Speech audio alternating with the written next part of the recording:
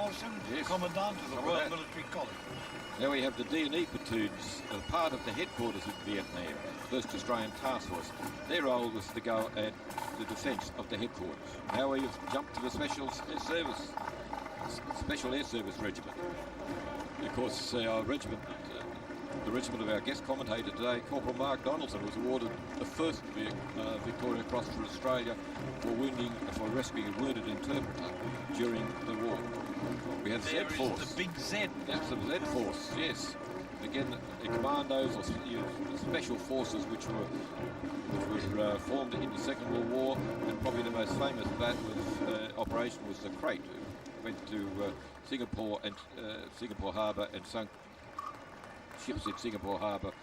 And they were a tri-service unit. They contained sailors, Air Force and Army.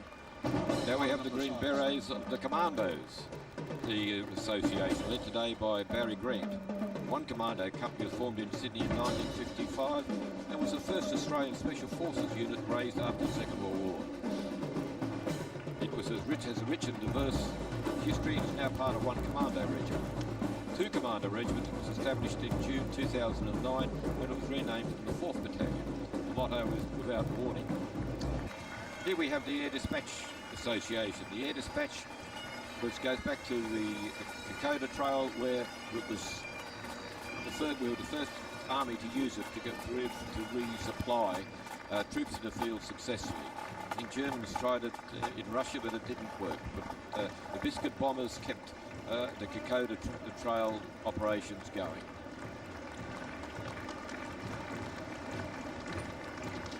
Corps of Transport continue to come. Yes, the Australian Army. Rescue was its own corps. Now it's been sent to engineers who looked after it.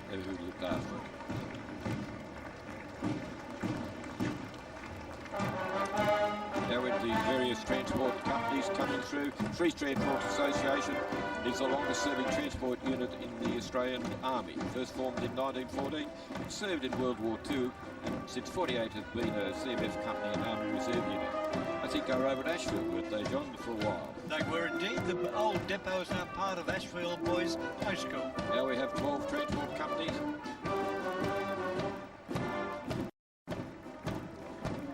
Those battle honours are not on there. Now we have another band for you, John. Just trying to pick it up at the moment.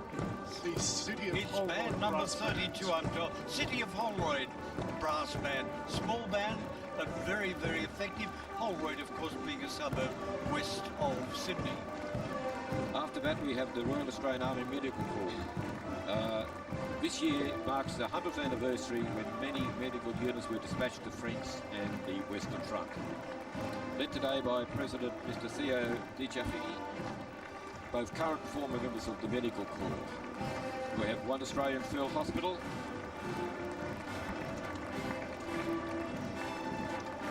after that, the one field ambulance. The field ambulance there were 3 stretcher bearers there at Gallipoli on the 25th of April. The unit has served continuously since then. Now known as the first health company of 8 combat services. 5 field ambulance led today by Major Jane Curry, the currently commanding officer. We have the 8 Australian field ambulance, raised in 1960. It was raised for the Second World War and again in 1966 where it served in South Vietnam. Rob, the original formations of the Medical Corps were part of the New South Wales Defence Force, and they transferred to the Commonwealth on Federation. Next we have the Royal Australian Ordnance Corps. These are the Royal Australian Army Ordnance Corps, whose motto is to warrior his arms. The Ordnance Corps is responsible for administration and supplying all kinds of stores, equipment, weapons and ammunition to the troops. Local units are those who serve in operational services overseas. Well, this is the second time round for the Waverley College cadet units. Good effort, second time round. Again, we have the Ordnance Corps again. The Australian Army Ordnance was currently serving parachute riggers who are commemorating 50 years of service within the Army. These soldiers pack and prepare parachutes for troops at cargo and inspect all aerial delivery equipment.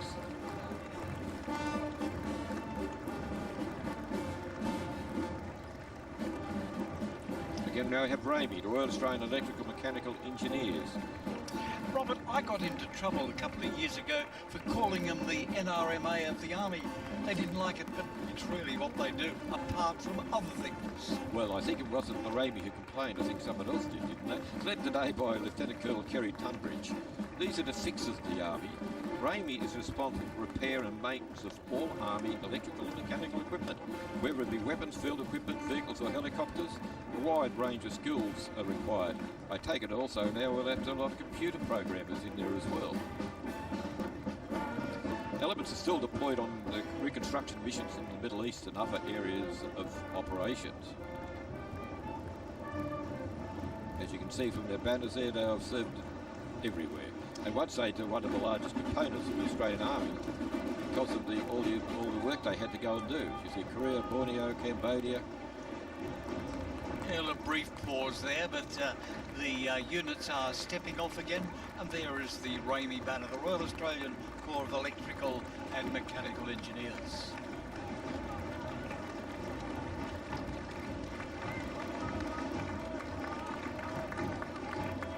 Again, they used to have a rather large depot over at Haberfield.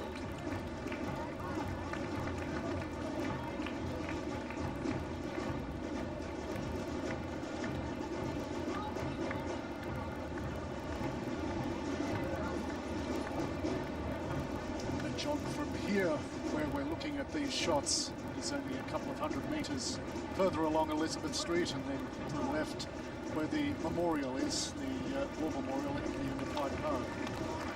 You might mention that as these units move past the memorial, they offer an eyes lift. That's a token of respect, a salute, if you want to put it that way, to those who have served and didn't come back.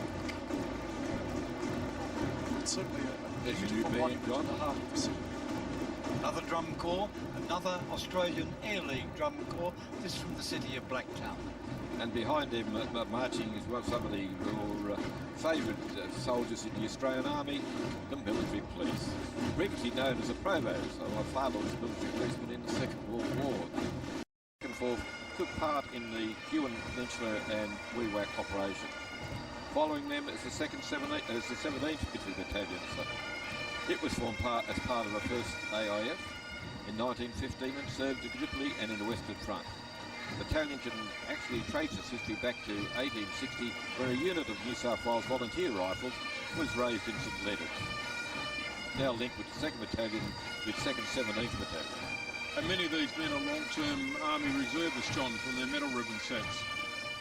And this band is the Old Boys Pipes and Drums from Scots College. We saw the school pipes and drums leading the march earlier in the days, resplendent in their Highland gear, minimal Highland gear here, a variety of different tartans, that they all commence their piping at school in the Scots College. So when you matriculate, you don't hang up your pipes and drums. And no doubt with PLC now with pipes and drums, we'll see it go in. Old Boys Pipes and Drums into the future. Right, followed now by the New South Wales Scottish Regiment Association, led by Major Stephen von Munster, who has served 30 years in the reserve. A proud regiment can trace its history back to 1885. Scottish Rifles were formed. It became linked with the 30th Battalion during the 20s and saw action in the latter part of the Ughelli campaign in World War II. St George Regiment, the old 45th Battalion, another battalion with long history, formed as part of the St George area and saw action in the Western Front in World War I. It was part of the AMF during the Second World War, continued in the citizen military forces after. Now this is a new band, John. I don't remember them being passed before. No, we haven't seen them before. This is the 21 Army Cadet Drum Corps. Obviously drum major with a kilt, the rest in the typical Count Simi suits, but the traditional red hatband of the band corps. I bet that drum major plays in the front row in the school football team. I wouldn't mind him in my front row any day. And here we have the National Service Association, led today by Mr. Ron Brown, and that's another famous face there, John, don't Yes, you? it is indeed. I served with him. You might tell us who he is, Ron. Famous. Freddie Nile. Fred Nile, Reverend Fred Nile. At one stage, he was a company commander of the 3rd Battalion of Royal New South Yes. Wales Regiment. And served with him in the University Regiment in days gone by. Fred's always a good supporter, always at the National Service functions out at Bardia Barracks. It's great to see him on parade. As I said, it was led today by Ron Brown, known as a Nashos. This contingent represents 2 periods of national service. The earlier period was during the 50s, saw over 200,000 18-year-olds entering the 3 branches of the armed services, where they were stationed at centres all over the country. The second period lasted from 1965 to 1972. Men turning 20 had to register for the birthday ballot. Those whose birthdays were selected were required to serve for 2 years in the army and are liable to be sent overseas for combat duties. Some 64,000 young Australian men were called up, with 15,000 sent to Vietnam. Others served in Malaysia, Borneo, Papua New Guinea and here in Australia. Over 200 were killed. We often forget, though, national service has been with us for a long time, 1911 to 1929 and again in World War II. At the first national service, they served in the Army, Navy and Air Force, but in the second one, it was only in the Army. Now we have the Officer Training Unit Skyville, established in 1965 at the former migrant hostel northwest of Sydney. These men were national servicemen, chosen to become officers, who had to undertake a grueling 22-week training course. During 8 years, over 1,800 graduated as second lieutenants. And of course, included in that number was the former Deputy Prime Minister, Tim Fisher, and the former Premier of Victoria, Jeff Kennett. They had some famous names out of Skyville, Robert. Yes. Let's have a look now. What's happening in Elizabeth Street? We did say in the early days that numbers were increasing. Forecasts were given of 200,000 attending. Scott, do you reckon we're there yet?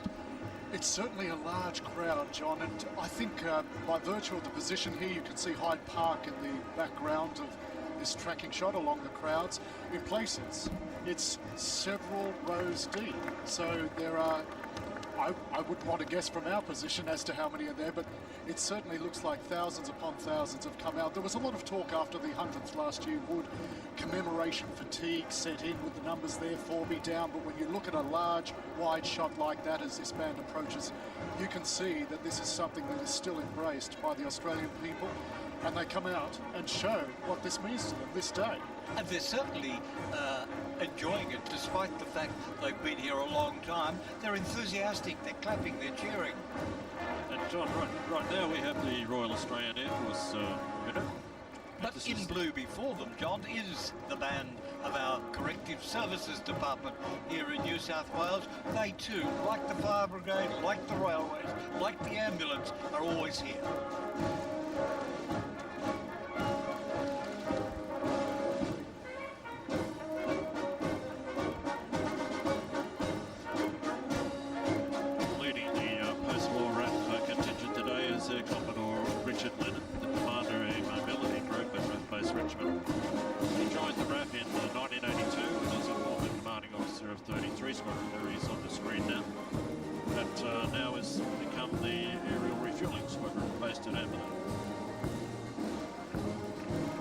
Located at Richmond, the Air Mobility Group is at the forefront of operations and is responsible for delivering personnel, cargo and equipment wherever it needs to go.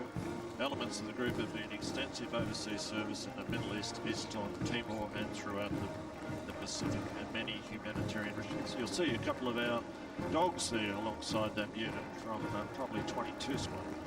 And of course, dogs have been a feature all our services over many wars. Good to see them on parade today.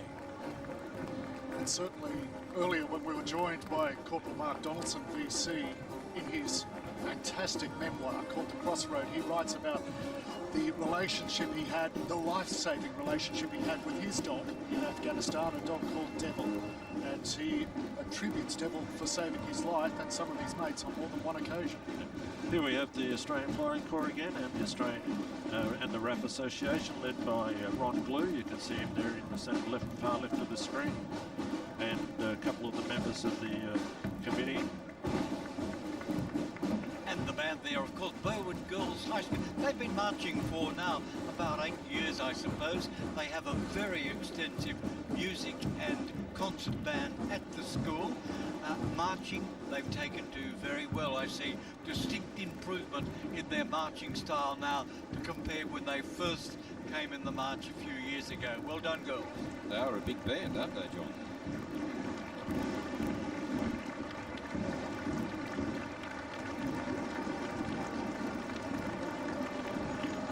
And here we have the service women from the Royal Australian Air Force. This, the RAF Association was led today by Mrs. Shirley McLaren, patron of the association. She saw service first intake in 1951, and with her accompanied is the President, Mrs. Betty Sutherland, and Secretary, Mrs. Margaret Wells. The service was formed at the outbreak of the Korean War to free up men in the RAF for active service. You see Margaret on the screen there now, and there's Betty, and in the wheelchair is Shirley McLaren. In 1977, the RAF was disbanded and women were transferred to the Royal Australian Air Force. This is a contingent of serving female members and the nursing service. There's a few ex-service people in there and serving members. Now we have 11 Squadron, Maritime Squadrons. Maritime Squadrons in Australia are 10 Squadron and 11 Squadron. And they're represented here by the banners today. Now we have the RAF Vietnam contingent, led by Squadron Leader John Castles. Now John's in the grey suit there. He's 93 years of age. He's doing an incredible job. Flew Spitfires in the Second World War, flew Caribous in Vietnam. Transport Flight Vietnam 35 Squadron was the second 80th unit allocated to Vietnam in 1964. They also had 9 Squadron Iroquois there as well. Directly behind that you'll see the 36 Squadron banner. Association led by Mr. Bob Nicholson today. And here's a band, another one round for the second time. Castle Hill RSL Youth Wind Orchestra. Well turned out, as I said before. They take their hat off to them for going round twice. Quite a few of them are going around twice, these bands. This is why I mentioned, Scott, if any band is out there would like to participate, the Army, the RSL would be very happy to hear from. We would always like more bands.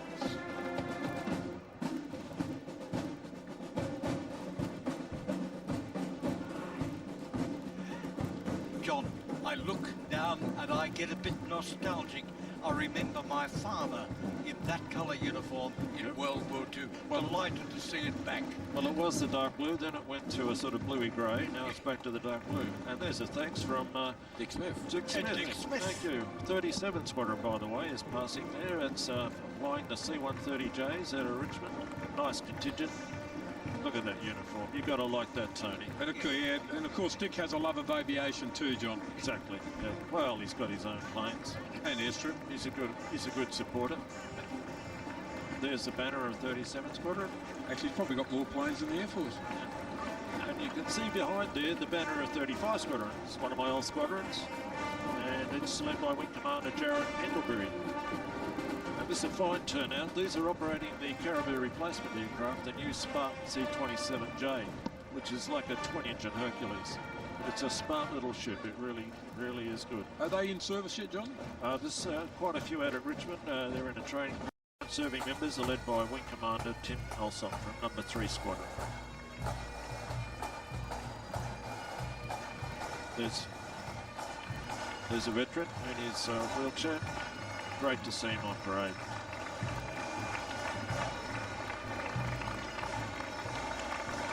And there you see the battle honours of 3 Squadron. It's one of the oldest squadrons, formed 100 years ago at Point Cook in Victoria in 1916, and served on the Western Front during World War I. During World War II, it was the first RAF unit dispatched to the Middle East and saw continuous action in North Africa and Italy, flying Tomahawks, Kitty Hawks and Mustangs. And John, during the First World War, as members of the 3 Squadron that gave official burial honours to the so-called Red Baron, was it not? That's correct. Yes. That's correct, yes. Yes. Very few people know that we actually fought on the Western Front with an Air Force. And now we have 75, looks like 75 Squadron. 75 it is, yes. Saw distinguished service during the Second World War, was based in Malta before being stationed at Butterworth in Malaysia for 15 years from 1968. In 1988, it was re-equipped with the FA-18 Hornet and moved to its present-day home at RAF Base Tyndall near Katherine in the Northern Territory. And there's one of its members there with a Distinguished Flying Cross, bottom left-hand corner of the screen. It doesn't provide any names here, but in 2003 the squadron saw action for the first time since World War II, successfully mounting a number of combat missions during the invasion of Iraq. Here we are followed by 76 Squadron, current serving members, and led by Squadron Leader Alan Vincent. Formed in 1942 and flying Kitty Hawks, it played a key role in the defeat of the Japanese army at Milne Bay. After the war, the squadron served with the British, Commonwealth, Occupational Forces and NATO in the Mediterranean. Since 1960, it has been based at Williamtown and operated the Australian Sabre fighter and the Mirage jet. Wouldn't it be lovely standing in this lovely autumn weather? Wouldn't think of a better place to be. Again, we have these banners of the units which have been no longer anyone to serve, who served in the 8th Division to carry, and the descendants to carry. Again, mainly of the 8th Division.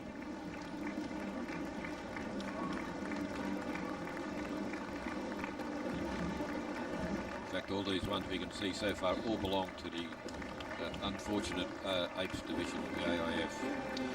I'm delighted that the banners are here, Bob. It's so easy to lose them. You know, families throw them out, they don't realise the importance of them. Sometimes they're given to local museums and they never ever see the light of day.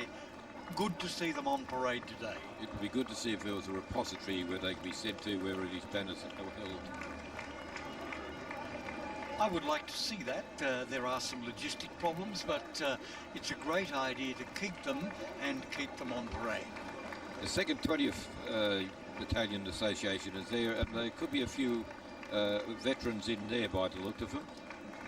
They've decided they want to march with the descendants rather than up with the 8th Division. There they are there. I'm sure that gentleman was probably one of the original 8th Division soldiers.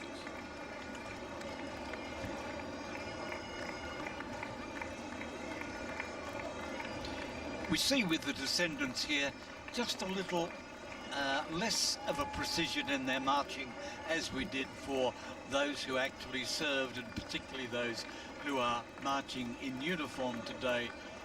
Understood, I suppose. They've never been trained for marching, never had an RSM or a sergeant yelling and screaming at them. I suppose that's been regarded as bullying these days, but it is a part of the discipline of the armed forces. Perhaps they don't yell at them anymore, John. I'd be surprised. Don't tell me they ask. Again, here we go, the Darwin Battalion. It was a militia battalion who was sent to Darwin to protect it after the very severe air attacks on Darwin. 9th Division Field Regiment, the 2nd 12th, with the T, you can tell belonged to the 9th Division. As a SIG unit behind it. Anyone with a T on it is one of the 9th Division. One of the interesting features, Bob, is that the number of descendants is increasing and increasing significantly. Years when we didn't have many bands, they did 3 trials. Some bands were doing 3 run rounds. So at least they're only doing 2 these days. Bob, you mentioned before the veteran marching with descendants. That must be of enormous pride to them to have that generational flow there. It must be, as I say, it keep the spirit of that unit alive. And as we said, some of the veterans would rather have it back down, march with their descendants rather than see the unit fall, just disappear from the order of battle. As you see, wearing their the medals on the right side of their descendants and carrying the photographs.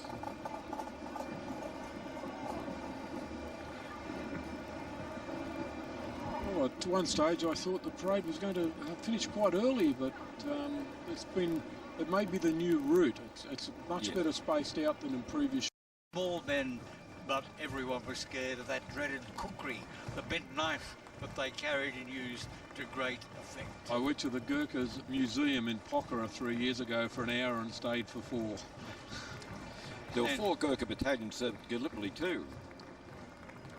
So they've been with the Australian, served with the Australian forces for many years. So, and of course they were often led by British officers who were seconded to the Gurkhas, and it was quite an accomplishment for a British infantry officer to be put in charge of a Gurkha company or a Gurkha battalion. There we have the Royal Hong Kong Regiment, the Volunteers, and these were formed in 1854 due to the defensive state of the colony at the time. The force saw active service during the defence of Hong Kong in World War II. It was awarded the Battle Order Hong Kong. Volunteers were renamed after the war and later were honoured with the title of Royal. The regiment was disbanded in September 95 after 141 years of service. And immediately behind them, John, are our Indian compatriots, led by Colonel Joseph Matthews, a former infantry battalion commander in the Defence Forces. Around 15,000 Indian troops and non-combatants served at Gallipoli, fighting alongside the Anzacs. The 29th Indian Infantry Brigade played a crucial role during the August offensive. And 2 mountain artillery batteries landed at Anzac Cove on Anzac Day 1915, staying right through to the final evacuation. The Indian Mule Corps supplied Australian troops with essential supplies and ammunition throughout the entire 8-month campaign. It's highly likely that Simpson's donkey was pilfered from an Indian unit. Around 75% of these men were Muslims from the Punjab, and the Australians got on very well with the Indians. Both groups treated each other with mutual respect. They certainly suffered heavy casualties at Gallipoli as well, the Indian contingent. We just saw the Fiji Ex-Servicemen's Association in Australia. Fijian soldiers served with Australian troops in the Solomon Islands during World War II, the jungles of Malaya, and during the emergency, and recently in East Timor, Bougainville, and Afghanistan. And our band there, Our Lady Queen of Peace, Maltese New South Wales band, and I was looking for Joe Camilleri, one of our great supporters of the band, but unfortunately he passed away just a couple of weeks ago. The band lost a great supporter when Joe went. It's back to the Indians. It's actually quite an impressive memorial on the Western Front to the Indians, which very few people visit. Well, now we have to leave this telecast on this Anzac Day march here in Sydney because we crossed to Gallipoli for a live broadcast of the Commemorative DVDs of the Anzac Day marches and services are available to purchase. To order, call toll-free 1300 650 587 or visit abccommercial.com/library sales.